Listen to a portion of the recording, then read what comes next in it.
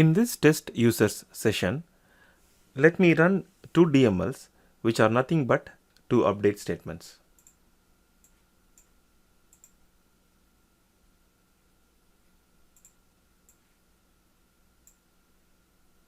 Changing the value of 1 to 11 and 2 to 22.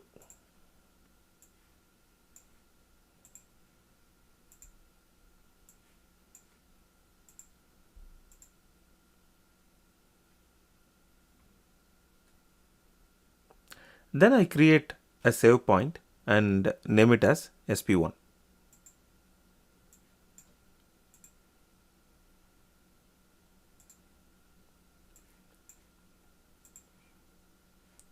Verify the data 11 and 22. Now I want to make this as 44, but I run a wrong DML. Instead, I made it as 33.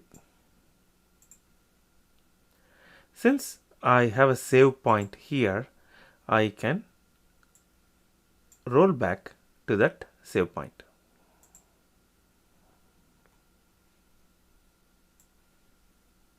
If I verify the data,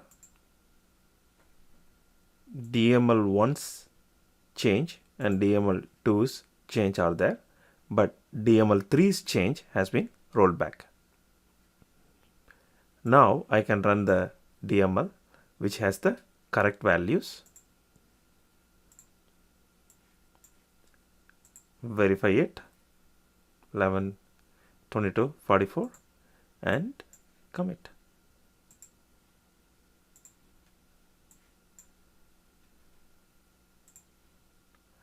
I can set many save points inside a transaction. Thank you for watching this video.